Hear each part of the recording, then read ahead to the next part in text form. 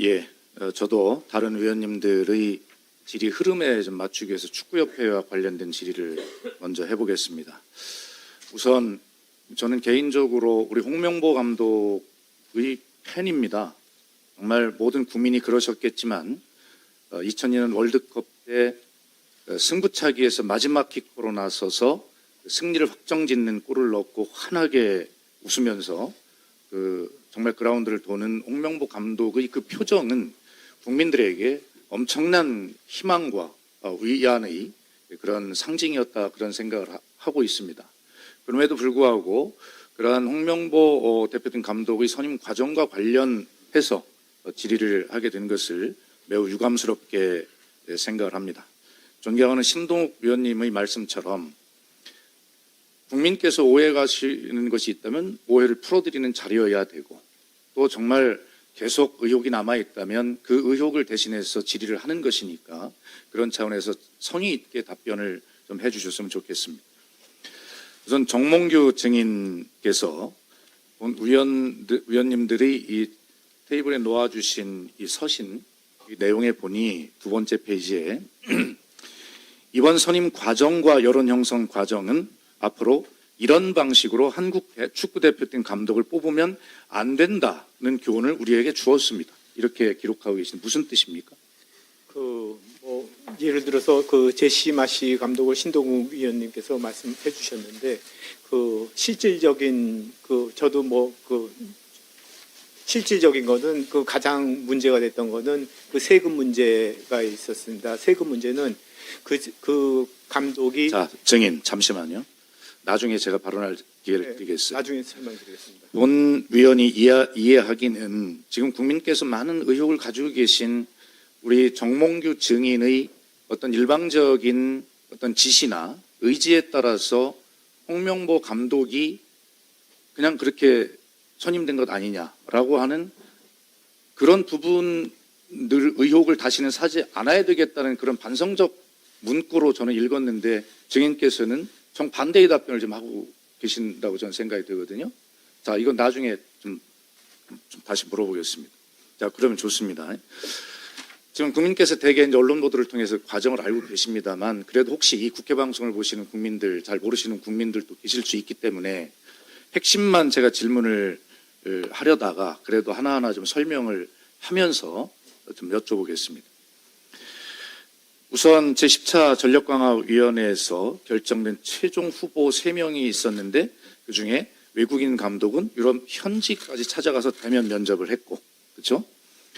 그런데 우리 홍명보 감독은 이임생 기술총괄 이사가 감독 자택으로 찾아가서 한국 축구 기술 철학 등을 설명하며 감독직을 맡아달라고 거의 부탁을 한 그런 면접이었다. 이렇게 좀 알려져 있습니다. 자, 이 부분들에 대해서 국민께서는 이것은 홍명보 감독을 의중에 두고 형식적인 면접을 한 것이 아니냐라고 하는 그런 의혹을 갖기에 충분하지 않습니까? 그런 측면에서 보면 이런 문제들이 제기가 되는 거예요. 이임생 기술총괄 이사에게 이런 그 면접과 감독 선임을 하는 이런 권한을 줄 수 있는 근거가 있는 것입니까? 지금 축구협회 규정에 보면 그런 근거조차 없고 이임생 기술이사가 기자회견을 통해서 말씀했듯이 정몽규 회장으로부터 권한과 책임과 위임을 받았다 이렇게 이야기를 하고 있는데 본 위원이 이야기로는 어디에도 회장이 일방적으로 기술이사에게 그런 것들을 위임할 그런 권한 자체가 저는 없다고 생각해요. 그렇게 하려면 최소한 권한 위임 절차라도 밟았어야 된다라고 하는 게 저희 문체위원들이 대다수의 생각인데 적어도 아까 제가 말씀드렸던 회장 증인의 이 서신에서 나왔던 이러한 선임 절차는 다시 없애야 되겠다라고 하는 것이 바로 이런 의혹을 갖는 이런 부분들을 말하는 것이라고 생각을 하고 있어요. 그리고 이 권한을 설사 위임을 한다는 것도 제가 다른 이야기를 들어보면 면접에 한해서 권한을 위임하는 것이지 그 면접도 하고 최종적으로 후보를 거의 선임한 것 같은 이런 것까지 위임이 되는 건 아니잖아요. 방금 나왔던 우리 박주호 전 전력강화 위원 같은 경우는 홍명보 감독의 선임 사실을 조차도 알지 못했다 이렇게 지금 말을 하고 있어요. 그래서 이런 부분들에 대해서 국민들께서 굉장히 의혹을 가지고 있고 아까 존경하는 우리 배현진 의원님도 말씀이 계셨습니다만 특정 항맥이나 이런 어떤 분위기가 축구협회 전체를 지배하고 있는 것. 그런데 하도 오랫동안 지배를 해와서 정인을 비롯한 축구협회 관계자들이 이러한 것들을 지금 알지 못하고 있는 것 아닌가. 그렇기 때문에 잘못이라고 인정을 하지 않고 있는 것 아닌가. 이임생 기술이사에게 이런 것들을 위임할 권한이 회장에게 있는 것입니까? 또 이임생 기술이사는 그렇게 대면 면접이 아니라 대면 면접이긴 하지만 거의 밤 11시에 자택 앞에 있는 카페에 찾아가서 그렇게 특혜로 보이는 이런 면접을 해도 되는 것입니까? 이런 부분들에 대해서 증인 한번 얘기해 보세요. 그 10차 전력강화위원회에서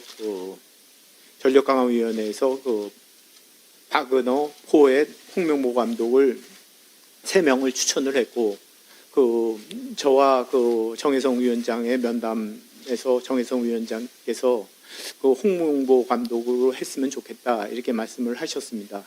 그래가지고 그러면 저는 두 분에 대해서 박은호, 포엣에 대해서 어떻게 면담을 했느냐 이렇게 여쭤봤고 거기서 줌으로 미팅을 했습니다. 이렇게 얘기해가지고 그 전에 제시마 씨랑 카사스는 직접 가서 보지 않았느냐. 그래서 그 두 분을 보고 그러고서 직접 면담을 하고 그 다음에 홍명보 감독을 정하더라도 셋을 보고 나서 3명을 공평하게 하고 추천을 결정하시면 어떻겠냐 이렇게 말씀드렸습니다. 그럼 우리 정몽규 증인은 이런 감독 선임 절차에 관한 국민적 의혹이 그냥 의혹에 불과하고 전혀 하자가 없다 이런 주장이십니까? 저는 그렇게 생각하고 있습니다. 1분만 쓰겠습니다. 아마 오늘 이 자리는 우리 정몽규 증인 좀 잘 저는 판단을 하셔야 된다고 생각하는데 증인은 그런 문화가 하도 오랫동안 그런 문화 속에 있어서 그런 작은 절차적 하자가 큰 문제가 없다고 생각할지 모르겠으나 국민은 굉장히 충격적으로 받아들이고 있는 문제거든요. 또 이런 문제와 관련해서 국민들이 또 묻고 계신 게 있어요. 증인께서 그 축구협회 그 규정 이걸 고쳐가지고 그 회장 그 연임과 관련한 그런 과정, 뭐 이런 연령 제한 이런 것도 좀 바꾼 적이 있으시죠?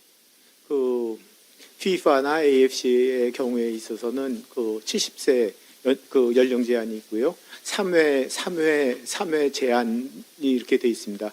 그래서 저희 그런데 증인 축구협회에서도 거기에 맞춰서 3회 연령 제한으로 저희가 의결을 했었습니다. 그런데 증인께서 지금 의혹을 받는 건 뭐냐면 충분하게 증인만 2회나 연임할 수 있는 그런 연령에 해당이 되시고요.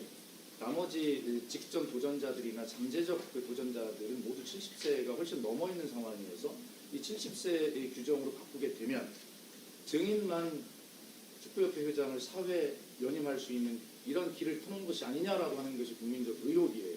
근데 그거는 뭐 FIFA나 AFC 뭐 전 세계의 그 지배 구조를 관장하는 FIFA나 거기서 다 똑같이 다 해가지고 그렇게 건의를 드렸고 그 체육회나 문체부에서는 3회 연임 제한을 하지 마라 이렇게 해가지고 저희 축구협회에서는 결의를 했다가 3회 연임 부분을 철회한 적이 있습니다. 예, 사실 제가 보충 질문